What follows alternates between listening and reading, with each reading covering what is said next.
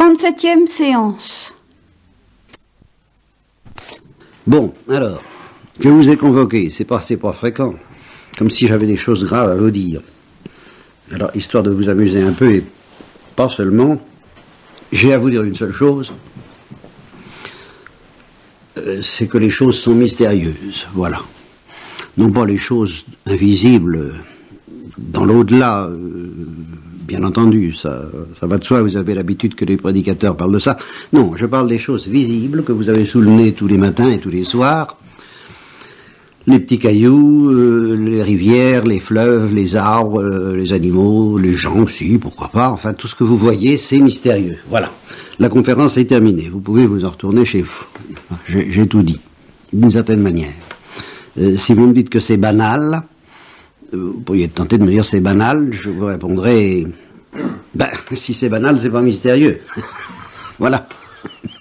Parce que ce qui est banal, par définition, n'est pas mystérieux. Donc c'est pas banal. Alors, je pourrais m'en tenir là, ce serait une mauvaise plaisanterie quand même, étant donné que j'aurais pu vous appeler à l'occasion des vœux et vous dire vous savez, bonne année, les choses sont mystérieuses. Vous savez, je te le dis, les choses sont mystérieuses. Hein. Bon, si je vous ai convoqué, c'est que je vais tout de même essayer de m'expliquer un peu plus. Je ne sais pas si j'y arriverai, j'ai une idée derrière la tête. J'en ai même plusieurs, j'en ai même trop. Mais je ne sais pas si j'y arriverai. Comment c'est venu ? C'est venu parce que j'ai reçu, providentiellement, la Providence m'a fait un cadeau de Noël assez exceptionnel. Elle m'a envoyé quelqu'un qui me connaît depuis longtemps, mais que je ne vois pas beaucoup, que j'ai très rarement vu, mais qui me connaît depuis longtemps, m'a envoyé un ouvrage polycopié du cardinal Journet, qui s'appelle Entretien sur le mystère chrétien, vous voyez, ce petit mot comme par hasard. Bon, Entretien sur le mystère chrétien, exposé de la foi catholique en deux cahiers, il y en a un second. Alors, j'avais déjà reçu de la même personne deux cahiers plus petits sur l'Apocalypse. Et je reconnais que ces cahiers m'avaient un petit peu agacé, bien qu'ils contiennent de fort bonnes choses, de fort belles choses, par l'espèce d'enthousiasme permanent de l'auteur. Comme c'est beau, comme c'est mystérieux, c'est beau, c'est grand, ça, oui, voyez, enfin, ce style qui lui est propre, qui oralement devait toucher les auditeurs, encore qu'il avait surtout vers la fin de sa vie, une énonciation tout à fait à l'opposé de la mienne, quant aux défauts et certainement quant aux qualités, parce que c'est une initiation extrêmement lente. Mes sœurs, comme c'est beau, comme c'est grand, comme c'est mystérieux, tout ça. Alors, bon, c'est pas mon genre, et ce cahier m'avait donc un petit peu agacé, et les jeunes pères avaient daigné attirer eux-mêmes mon attention sur ce point que je n'avais pas osé formuler dans ma grande vénération. Car j'ai une grande vénération pour le cardinal Journet. Mais ils m'ont dit, c'est tout le temps un enthousiasme permanent. Et de fait, bon. Alors, j'avais donc un peu négligé ces cahiers sur l'Apocalypse. Je ne sais pas, peut-être à tort, peut-être j'aurais à y revenir. Puis j'ai reçu à Noël, alors, ces entretiens sur le mystère chrétien exposés de la foi catholique. Je les ai parcourus rapidement. J'ai retrouvé le même enthousiasme, le même lyrisme, le même naïveté, le même émerveillement permanent. Peut-être il n'y a pas une seule page où il n'y a pas le mot « comme c'est mystérieux », « comme c'est grand », c'est à peu près tout le temps. Mais alors là, j'ai marché. Enfin, je me suis mis à marcher un peu. Parce que je me suis dit, il n'y a pas à dire. Le cardinal Journet, il fait partie du très très petit nombre des élus parmi les théologiens et des écrivains tout court qui parlent des choses dont j'ai envie tout de même d'entendre parler et dont les jeunes pères et dont peut-être vous, pour ça que je vous ai convoqué, ont envie d'entendre parler. Et c'est surtout ça qui compte. Il pose des questions auxquelles je voudrais répondre et auxquelles je voudrais vous répondre. Et d'une certaine manière, il y répond beaucoup mieux que moi. Pour vous. Parce que, justement, il est beaucoup moins fatigant, il est beaucoup moins embêtant que moi. Même oralement. Je ne parle pas des écrits qui sont complètement illisibles, ou à peu près, je ne me fais pas d'illusions, je le maintiens. En particulier le cahier sur les cieux ouverts, c'est complètement décourageant. Et ça a découragé plus d'un.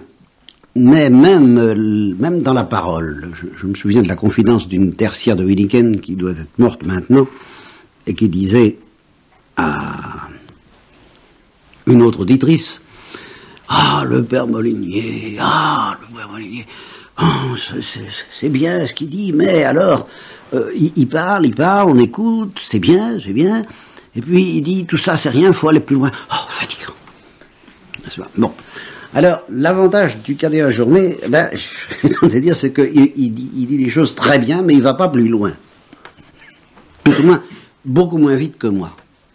Alors, il est beaucoup plus facile à lire, et il vous dit ce que je voudrais vous dire. Tout ce que je voudrais vous dire, ou à peu près, il le dit. Il y a peut-être des choses que j'aurais pas dit de la même façon, qui m'agaceraient encore un peu, qui ne me semblent pas tout à fait au point. Bon, d'accord. Il y a surtout une énorme lacune sur laquelle je reviendrai, mais justement, cette lacune me rend encore plus sensible le désir de vous dire des choses comme lui. Alors, dépêchez-vous, parce que si vous voulez avoir ce double cahier que vous pouvez pratiquement considérer comme un enseignement personnel de ma part, parce que je le reçois comme l'enseignement de l'Église, et je l'assume comme étant le mien à la fois, parce qu'il répond vraiment aux mêmes questions que celles que j'ai envie de manipuler avec vous, de méditer avec vous, de ruminer avec vous, et il y répond fort bien, quelles que soient les réserves que je puisse faire par ailleurs. Dites-le moi, je vous assure que ça couronne la catéchèse pour tous les jeunes, pas comme, mettons, une catéchèse pour adultes, mais beaucoup plus facile à lire et à comprendre. Et tout ce que je dis, par exemple, dans les cieux ouverts, et même dans mes entretiens d'aujourd'hui, et naturellement encore plus dans les autres polycopies, au fond, il faudrait avoir déjà lu ça. Parce qu'il y a quelque chose qui manque là-dedans, c'est vrai, et c'est pour combler cette lacune, d'une certaine façon, que j'ai écrit surtout les cieux ouverts et tout le reste, mais surtout les cieux ouverts. Mais alors, si vous n'avez pas déjà assimilé un peu ce qu'il y a là-dedans, je vois bien combien c'est décourageant de parler à des gens qui n'ont pas assimilé ça, puis de leur dire, vous savez, il y a quand même quelque chose qui manque là-dedans. Il faudrait déjà que vous compreniez ce qu'il y a là-dedans. Ça c'est déjà pas mal. Bon. Et la première chose, et c'est ça dont je parlerai seulement ce matin, justement pour résumer tout ce qu'il y a d'extraordinairement positif dans ce cahier, dans la pensée en général du cardinal Journet, c'est de dire que les choses sont mystérieuses. Je sens que, alors, pour lui, c'est évident. Il parle de l'eau, à un moment donné, il dit toujours à ses séminaristes, « Ah, oh, regardez l'eau ». Et il se place, c'est pas l'eau des poètes, c'est l'eau des savants. Cet état spécial de ce qu'on appelle un liquide dans la science moderne, où on sait que les atomes sont soudés les uns aux autres dans un solide, qui sont dispersés aux quatre vents de l'esprit, si j'ose dire, dans un gaz, mais que dans un liquide, alors ils sont dans une situation que le cardinal Journet appelle un roulement à billes. Ça glisse les uns sur les autres. Il dit que c'est extraordinaire, c'est génial. Il a, vis-à-vis de l'eau, qui est un simple liquide, la même extase. J'emploie ce mot et j'y reviendrai. La même extase, le même émerveillement devant le mystère que le chirurgien dont j'ai parlé il y a quelques années, montrant à sa fille un cœur humain, disant comme c'est génial. Bon, alors pour un cœur humain, on se dit oui, on entrevoit que peut-être, en effet, c'est génial. Mais alors pour l'eau, on est un peu bête. Et alors justement, on voit bien que la journée, lui, il est pas bête. Il est pas bête en ce sens qu'il est bon public, il est émerveillé. Quel mystère que l'eau, et l'eau des savants, l'eau liquide, ces roulements à billes, les atomes, les molécules, comme c'est extraordinaire. Et il ne cesse pas de dire ça. Alors c'est à toutes les pages, c'est pareil. Mais quand il parle des mystères surnaturels, c'est parce qu'il est déjà émerveillé par les mystères naturels. Alors là, je me sens chez moi. Très, très simplement, je me sens chez moi. Et je me dis, j'ai brûlé les étapes, parce que c'est peut-être comme ça qu'il aurait fallu commencer avec tout le monde. Et puis par un autre bout, alors, et c'est ça que je vais vous dire maintenant, j'ai pas brûlé les étapes parce que, en lisant le cardinal Journet, j'ai mesuré combien, justement, c'est ce qu'il y a de plus incommunicable. Ce cahier est très clair et très facile à comprendre, sauf ce fait que les choses sont mystérieuses. Ça, c'est ce qu'il y a de plus difficile à comprendre et à communiquer. La vue permanente dont le cardinal Journet est imprégné quand il contemple les choses comme mystérieuses, c'est ça que moi, personnellement, je désespère le plus de vous communiquer. Même à vous. Je ne parle pas des autres. C'est ça qui est le plus hermétique par rapport à son bouquin. Et justement, vous risquez, même devant ce livre, d'être plus attentif aux difficultés du détail, des petits schémas qu'il fait, de tout le multiple de ces notions, comment elles s'agencent. C'est un enseignement didactique quand même, il y a des premièrement chapitres, des données, c'est complexe.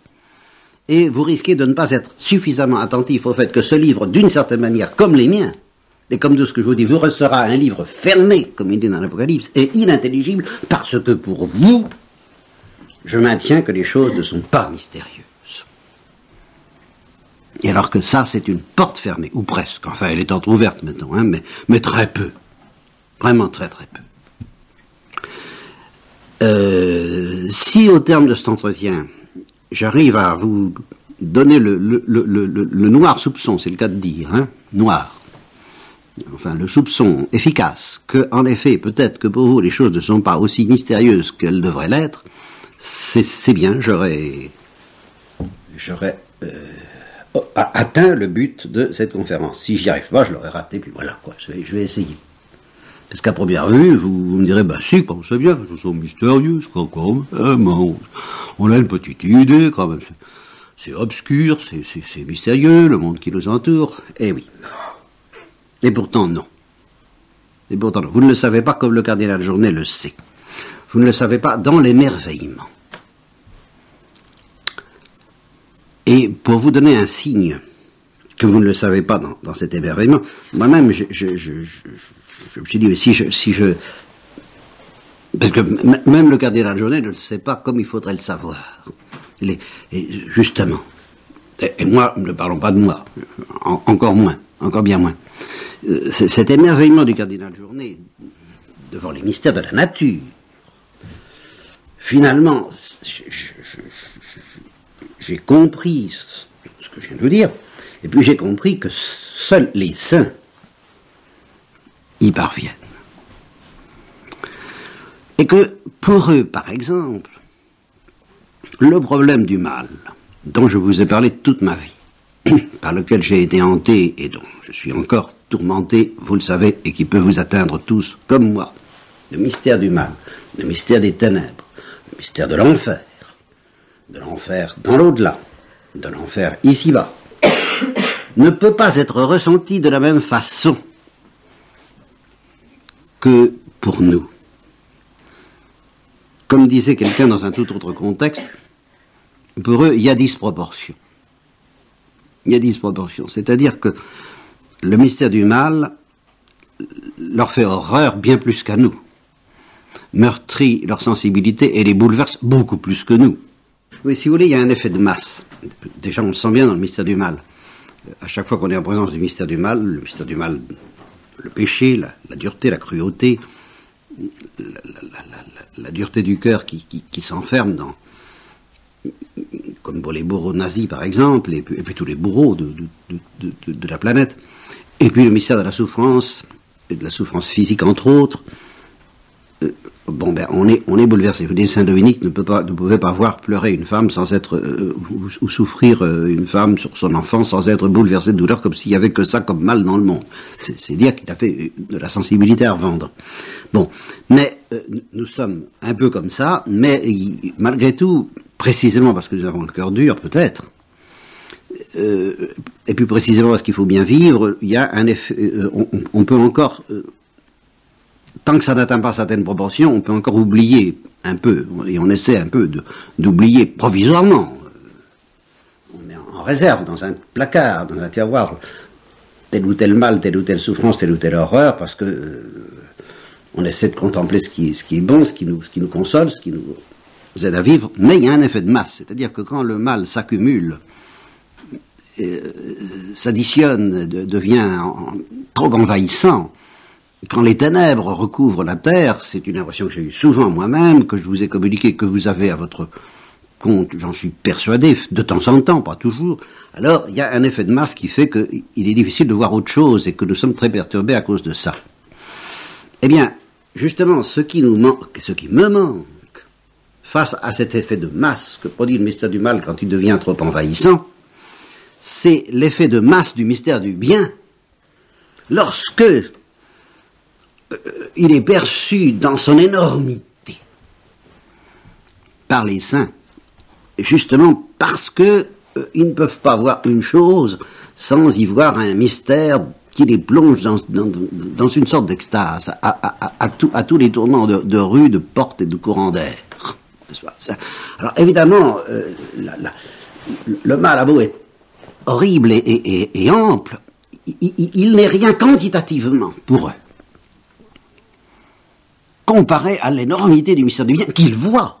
Je parle du bien qu'ils voient, je ne parle pas de celui qu'ils ne voient pas et auquel ils croient, et qu'ils espèrent, et qui est la résurrection des morts, la vie éternelle, la splendeur de Christ, tout ça, le ciel, bien sûr, le royaume des cieux. Non, je ne parle même pas de ça, que bien sûr, ils aspirent, même déjà ce qu'ils voient est tellement beau et mystérieux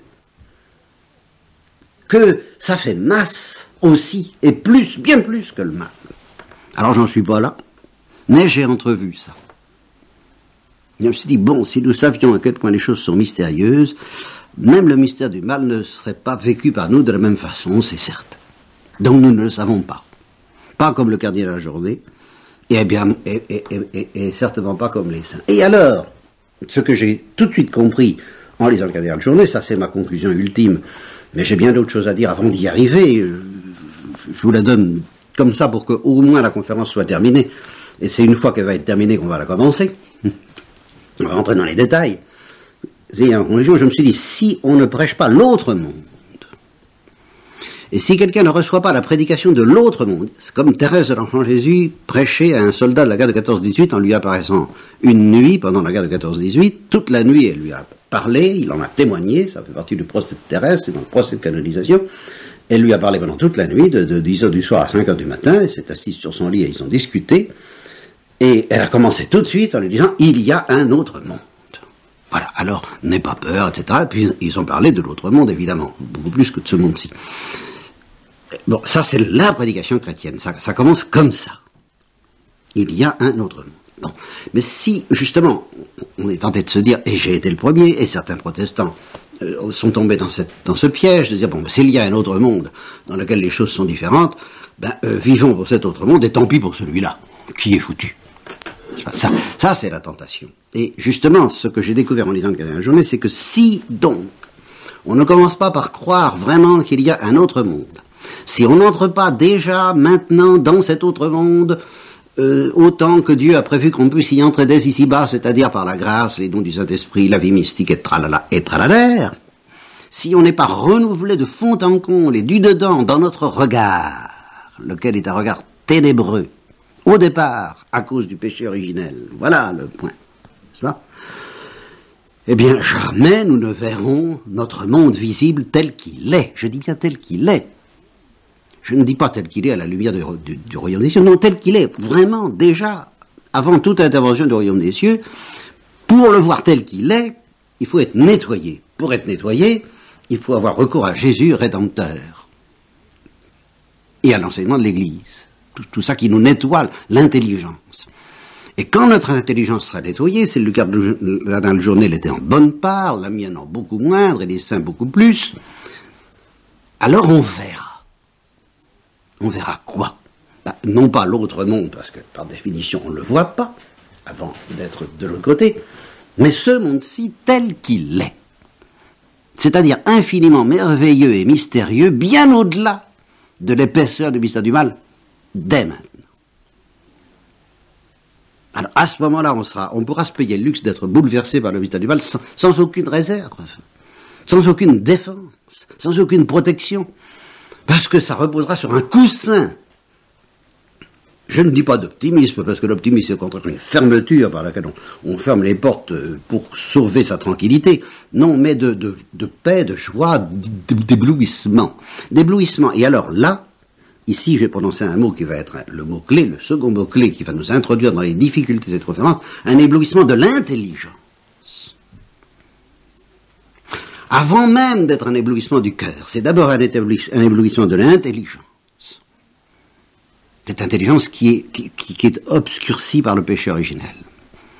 Et la comparaison que je prends, c'est le plein midi, la splendeur des choses dans les villages de Provence ou dans la Méditerranée, dans la mer Égée, les îles grecques en plein midi, n'est-ce pas? Et puis les brouillards du Nord.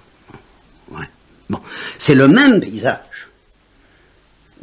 Pas dans la comparaison que je prends, mais je dis, c'est le même paysage, mais c'est comme si quelqu'un avait des yeux tellement obscurcis que quand il se voit le plein midi de la Méditerranée, ce qu'il voit, en fait, c'est le brouillard du Nord.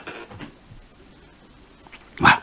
Et il est plongé dans les ténèbres de ce que Platon, qui s'en doutait un peu, appelait la caverne. La caverne, c'est pas ce monde-ci.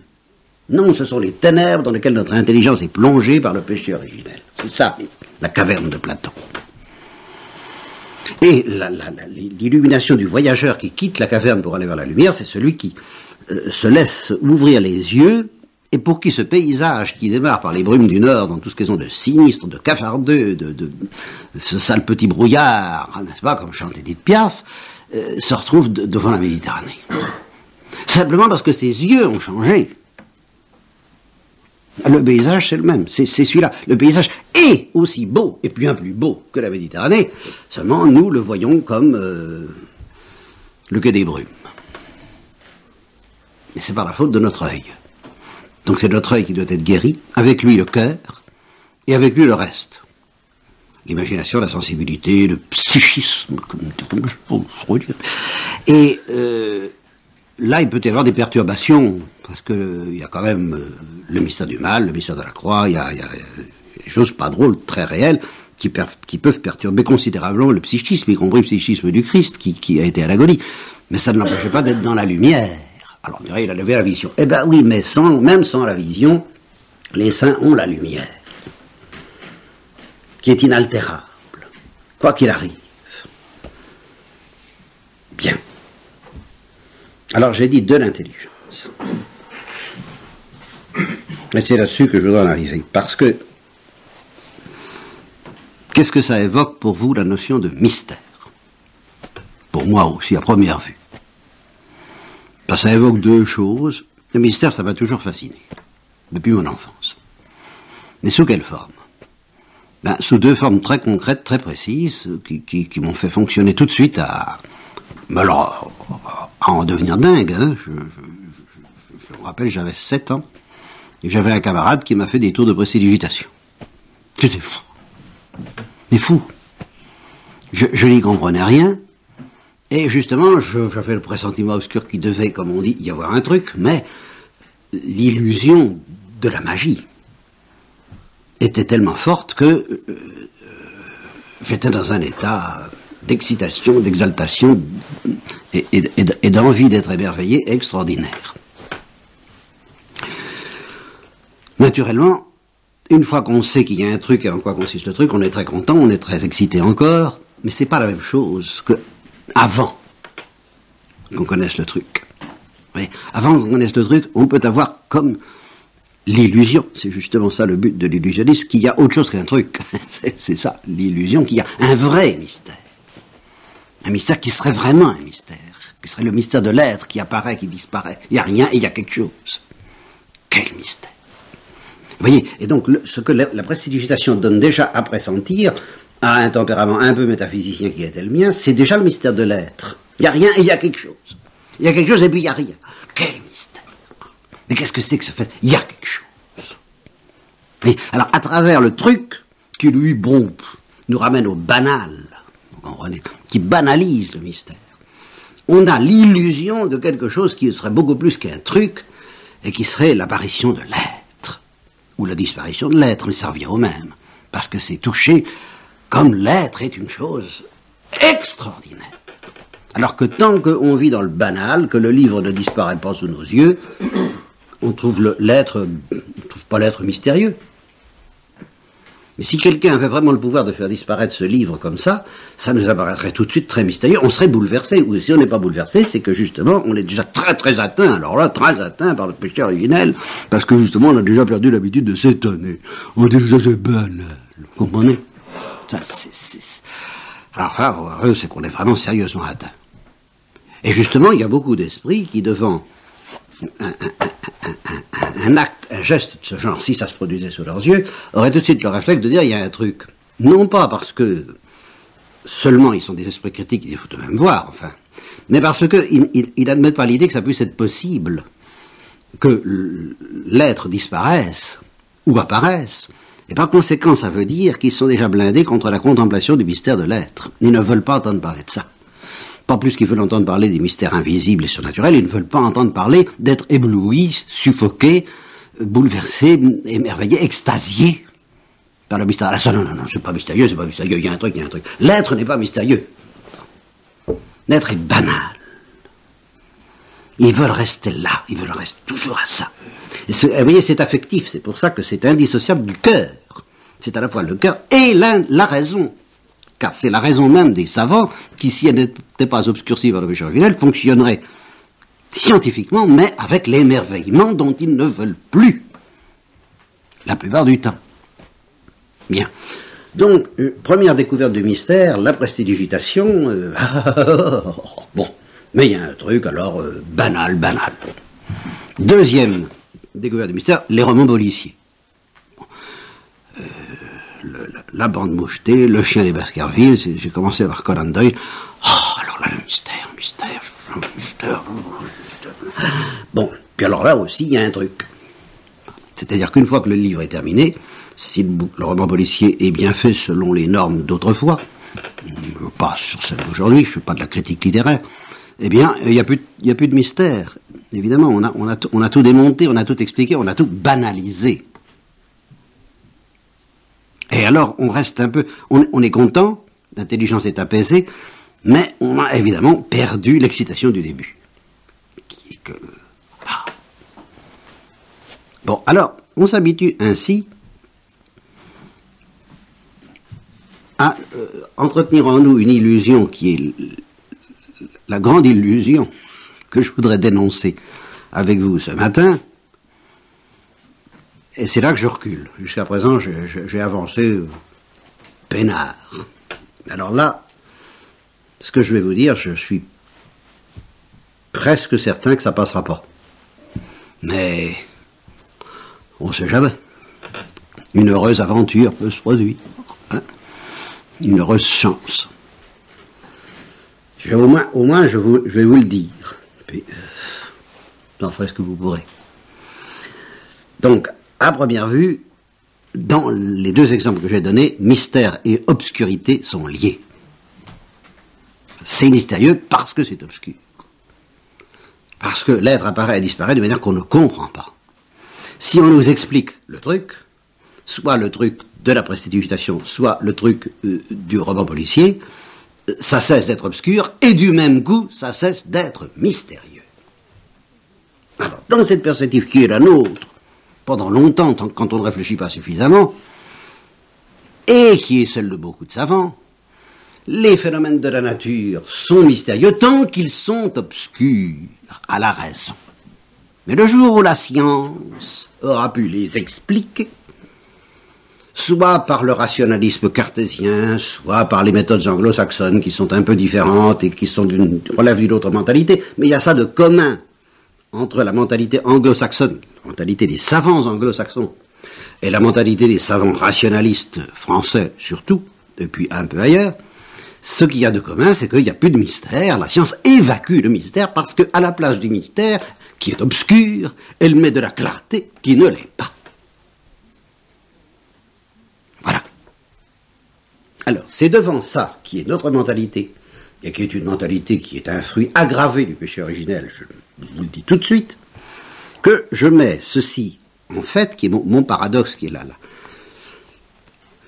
Je vous ai dit que je voulais vous dire une chose très simple, mais cette chose simple, qui paraît banale, quand je dis il y a du mystère autour de nous, les choses sont mystérieuses, et va devenir paradoxale, et j'ai peur que vous ne la compreniez pas, et que vous ne l'admettiez pas, c'est que justement ce que pressent le lecteur du roman policier que j'étais, quand il est en face d'un mystère, ce que j'ai toujours pressenti quand j'étais en face d'un mystère, mais que je n'ai pas su analyser, et que maintenant seulement je découvre, c'est que la chose qui est obscure et mystérieuse, le tour de prestidigitation, ou l'événement, ou le crime, ou tout ce qu'on voudra, mais les choses aussi de la nature, la vie, qui est à la fois obscure et mystérieuse au départ, si j'arrive, si elle dévoile son secret, ça veut dire que, comme dit Bernard d'Espagna, qui est un savant actuel, le réel est voilé. Et pour Bernard d'Espagna, je suppose que s'il était ici, il dirait, ben oui, le réel est mystérieux parce qu'il est voilé. Et puis il affirme, bon, et il a l'impression qu'il est un savant très intelligent et très philosophe par rapport aux savants un peu bêtes qui l'entourent. Il a tout à fait raison d'ailleurs. Il est très intelligent par rapport aux savants, disons, un peu bêtes qui l'entourent, ça c'est vrai. Alors, parce que lui, il a un certain sens du mystère. Il dit, ben oui, on sait quelque chose, mais ce qu'on sait n'est pas grand-chose comparé à ce qu'on ne sait pas. Le réel est foncièrement voilé et par conséquent mystérieux. Voilà. Et Bernard d'Espagna se croit un grand philosophe. Non, c'est pas vrai. Mais il se croit un savant intelligent, ce qui est déjà beaucoup. Et je suis tombé dans ce piège pendant des années. Et le cardinal Journet lui-même y tombe, d'une certaine façon.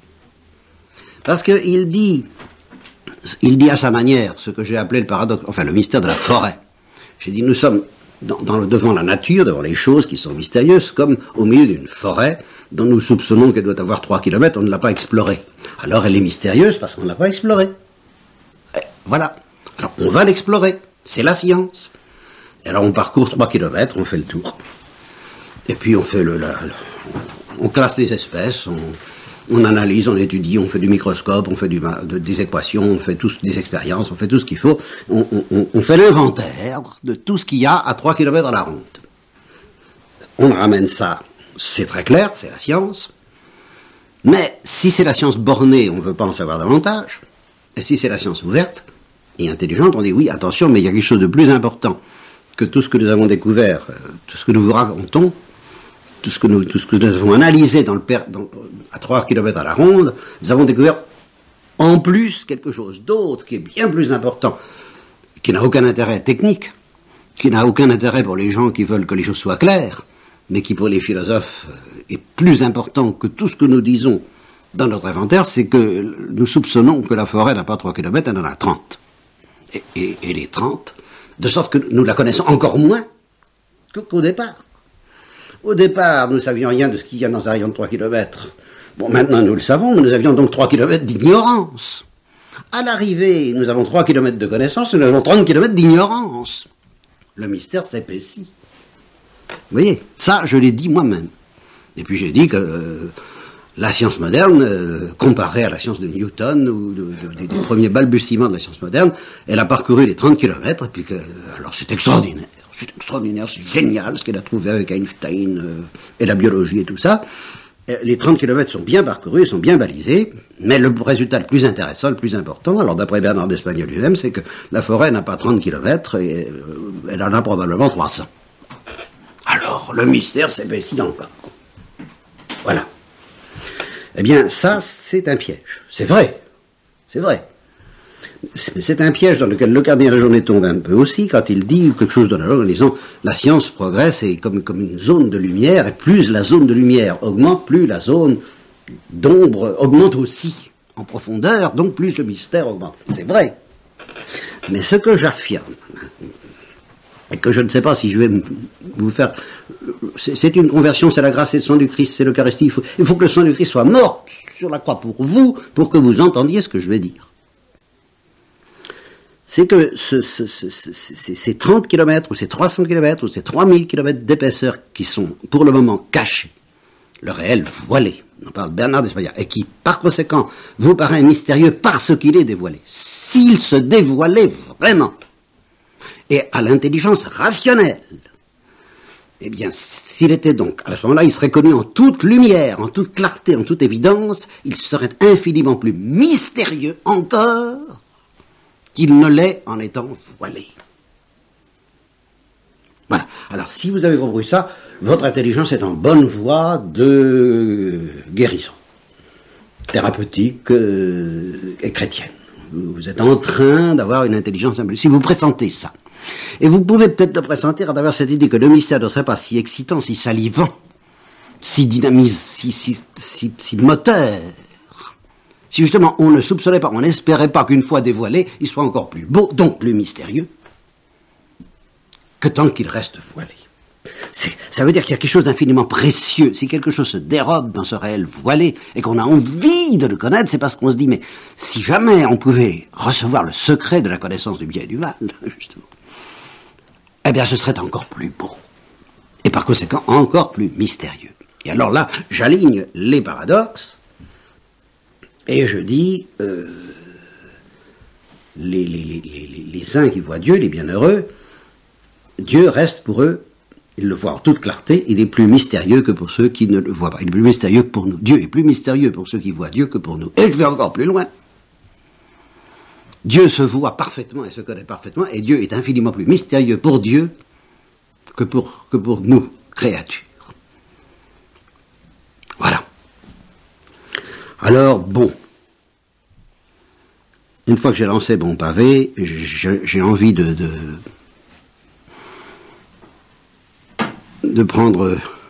vous dire, bénissez le repos que je vais prendre pour réparer les forces afin de vous mieux servir. Je vais tout de même essayer d'aller un petit peu plus loin, de vous dire encore quelques bricoles autour de ça. Ce qui est très paradoxal, c'est que le mystère, c'est quelque chose qui est perçu par la raison. Et la raison scientifique, si elle était saine. Et que la raison scientifique continuerait à se développer selon ces méthodes, en sachant très bien que plus elle découvre de clarté, plus elle découvre encore, évidemment, des zones d'ombre plus profondes, parce que plus elle s'approche du noyau du mystère, qui est de plus en plus obscur, tant qu'il n'est pas dévoilé, mais que le jour où il sera dévoilé, la même raison scientifique sera éblouie par un mystère encore plus extasiant. Sinon, ça n'a pas d'intérêt de travailler.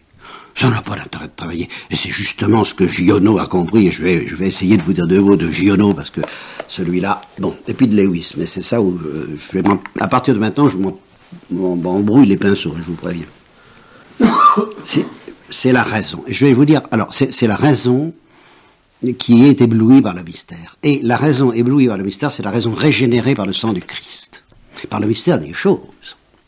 Une raison qui n'a pas été régénérée par le sang du Christ ne peut pas comprendre le mystère des choses. Et surtout ne peut pas comprendre que plus les choses deviendront claires, plus elles deviendront mystérieuses. Alors ça, là, tant qu'on n'est pas régénéré par le sang du Christ, on ne soupçonne pas ça.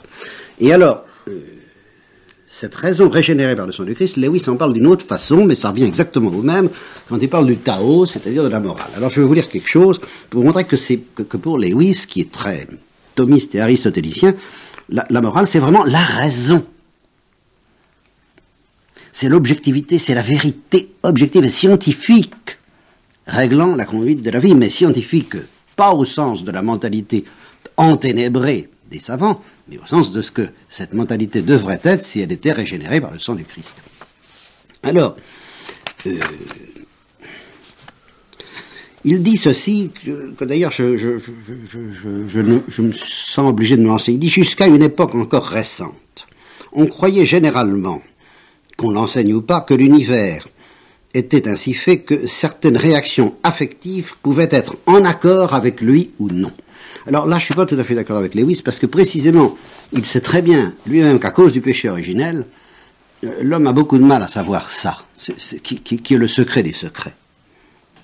Il y a des réactions affectives qui sont justes, qui sont vraies, qui sont correctes. Et c'est la raison régénérée par le sang du Christ qui peut en juger, mais régénérée par le sang du Christ. Par conséquent, tant que nous ne sommes pas régénérés par le sang du Christ, et c'est relativement peu de choses, le péché originel empêche que même jusqu'à une époque, même avant cette époque récente, on comprenne bien ça. L'homme a toujours eu beaucoup de mal à comprendre ça. Mais enfin, il le comprend un peu par la grâce, en prévision des mérites du Christ. Dieu donne des grâces qui permettent de le soupçonner à certains hommes, à beaucoup d'hommes. C'est vrai. Mais quand il dit jusqu'à une époque encore récente, alors s'il entend jusqu'à la Renaissance, oui. Mais depuis la Renaissance, il y a une révolte explicite contre ce qu'il dit là.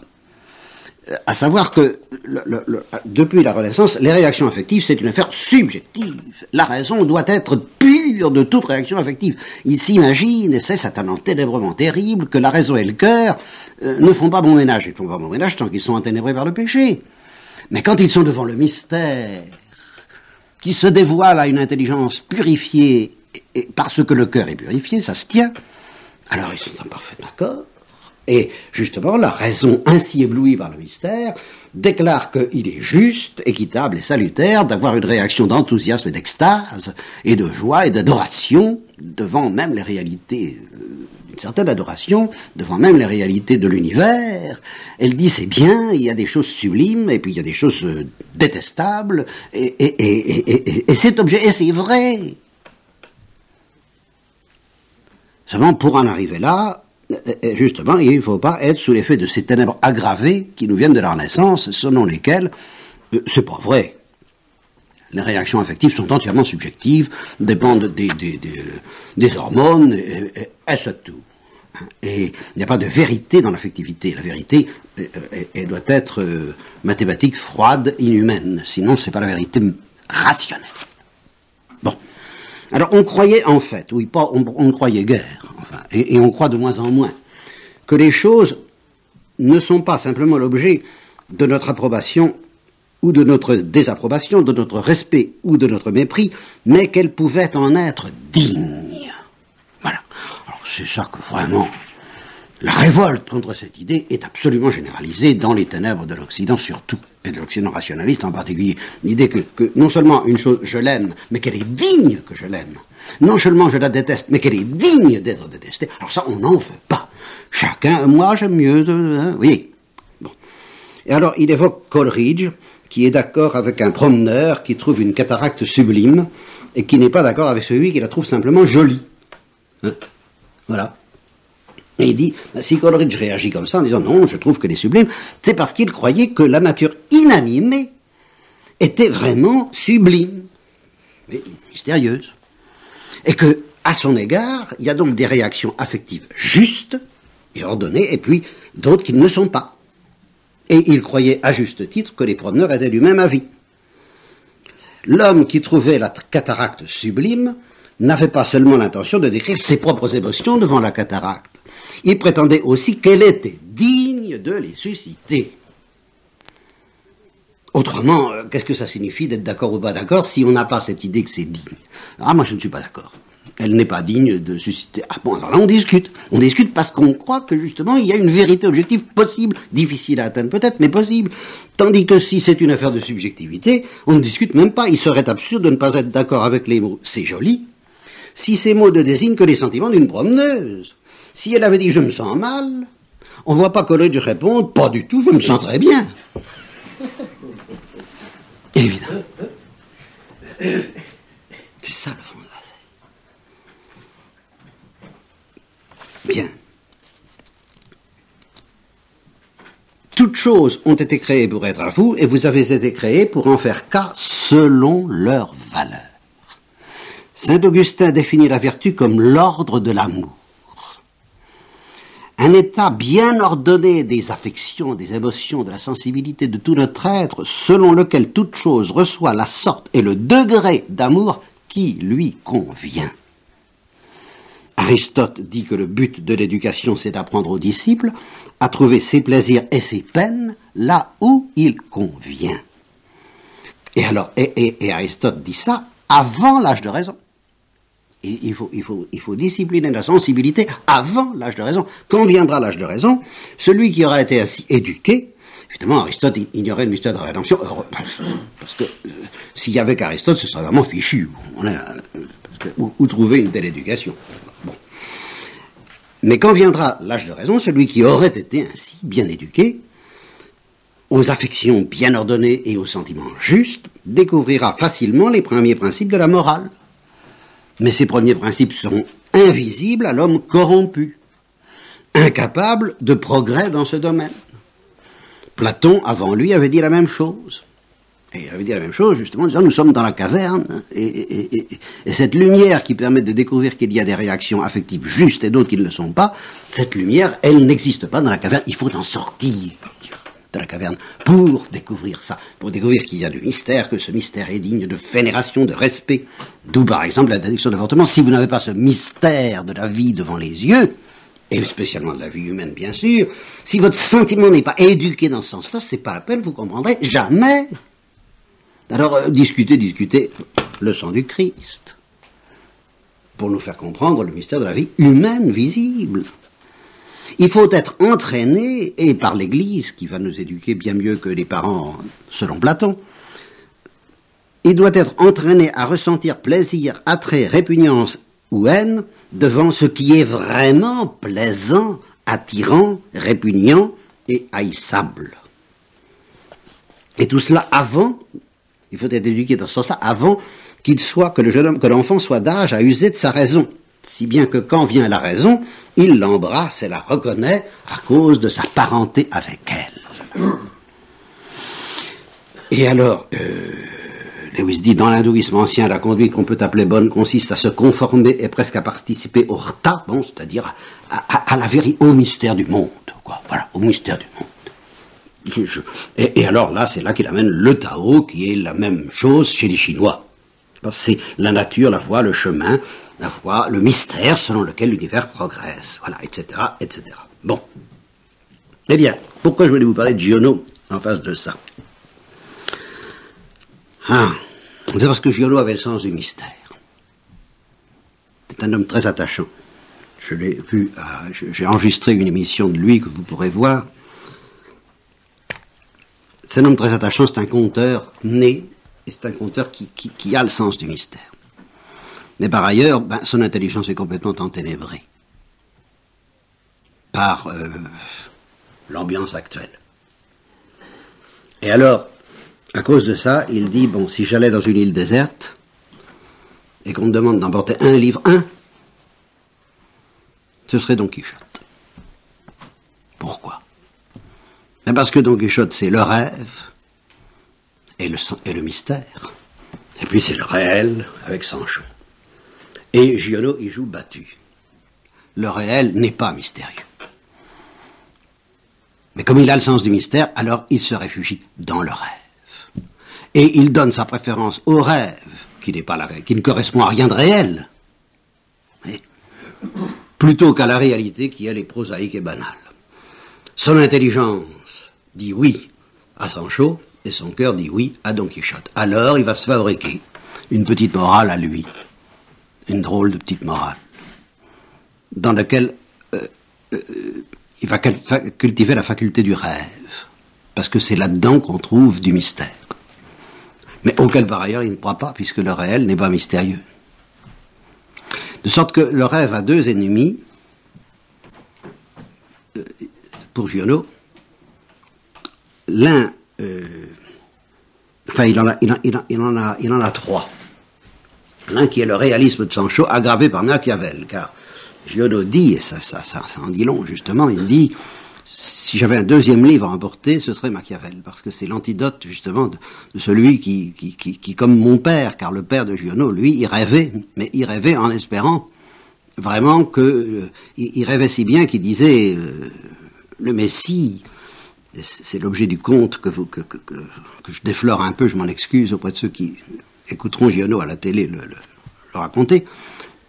Son père disait le Messie, enfin je ne déflore pas complètement, il était 48 tard, il avait, à l'époque du père de Giono, on pouvait rêver encore que l'humanité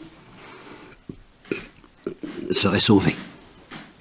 Selon la perspective d'ici-bas, que les choses pourraient aller de mieux en mieux, que la fraternité, la liberté, l'égalité, un monde meilleur pourrait s'instaurer sans trop de secousses, sans trop d'apocalypse. Alors, il rêvait de cela, et il rêvait tellement de cela que, conscient que tout de même on n'en était pas là, il lui est arrivé, c'est l'histoire du conte, d'assister à une naissance de deux personnes inconnues qui sont venues dans le village, et la femme allant mettre au monde son enfant la nuit de Noël, et il s'est mis à rêver, son oreille 48 ardes est intervenue, dit Giono, et s'est mis à rêver, mais est-ce que Dieu ne va pas envoyer un deuxième Messie qui va achever d'une manière définitive ce que le premier n'a pas réussi?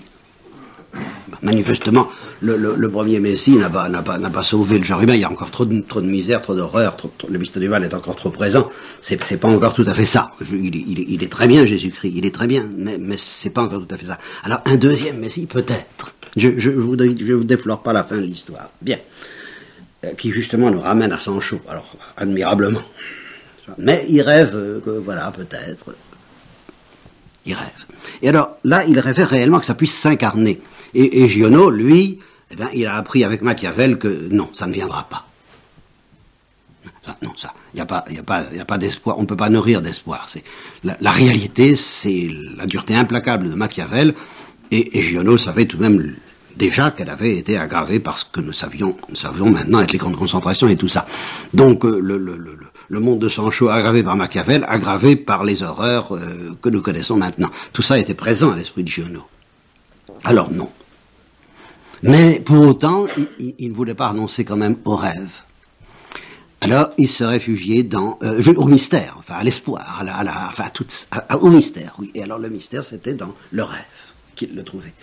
Et il fallait pas trop en demander à la vie. Il fallait lui demander quelques instants pour rêver. Et alors, contre ce rêve, il y avait donc en outre de ce réalisme désespéré, car au fond Giono est profondément désespéré, comme vous le voyez, parce que justement il ne peut pas croire que le mystère soit réel, ni que la réalité soit mystérieuse. Tout est là. La réalité n'est pas mystérieuse. La réalité est prosaïque et banale. Mais on peut rêver. Et c'est tout. Et à ce moment-là, le rêve est quand même plus agréable que le réel. C'est beaucoup plus amusant. Il dit à propos des cosmonautes qui partent dans la Lune, il dit c'est sans intérêt, c'est absolument sans intérêt. C'est mathématique, ça marche, c'est calculé. Un mathématicien ne se trompe jamais, surtout avec les ordinateurs, il n'a aucun mérite. Tandis que si c'était comme Jules Verne, qu'on creuse la Terre, que qu'on fasse tout péter, voilà, ça serait beaucoup plus rigolo. Voilà, là on peut rêver autour de ça. Oui. Tandis que autour des cosmonautes, on ne peut pas rêver. Mais tout est là chez Giono. Si on ne peut pas rêver, ça n'a pas d'intérêt. Et si c'est réel, on ne peut pas rêver. C'est pas compliqué. Et alors, il y a deux ennemis du rêve. Il y a la souffrance physique. Alors ça, il ne comprend pas. Alors là, ça passe pas. Non, ça. Et puis, il y a l'éternité. Il n'y a rien après la mort, heureusement. Parce qu'il dit au journaliste qui l'interroge, vous voyez ce que ce serait? Mais ce serait effroyable si la vie devait continuer comme ça pendant l'éternité, parce qu'à ce moment-là, il sent bien que son petit rêve se banaliserait à force de millions de siècles. Il en aurait vite fait le tour. Le réel l'emporterait sur le rêve implacablement s'il y avait une vie éternelle. Alors, heureusement, il n'y en a pas. Voilà. Alors, on peut rêver quelques années tranquillement parce qu'il y a la mort. Vous voyez à quel désespoir on aboutit? Tant qu'on n'est pas régénéré, tant qu'on se laisse aller à la tentation, et si peu que ce soit, de penser que le réel est banal, prosaïque, ordinaire, ou réduit par la science à quelque chose de moins mystérieux qu'il n'y paraît à première vue. C'est le contraire, mais pour le voir, et pas seulement le croire, il faut, je vous le répète, être régénéré 7 fois au moins dans le sang du Christ. Amen. Et bonne année.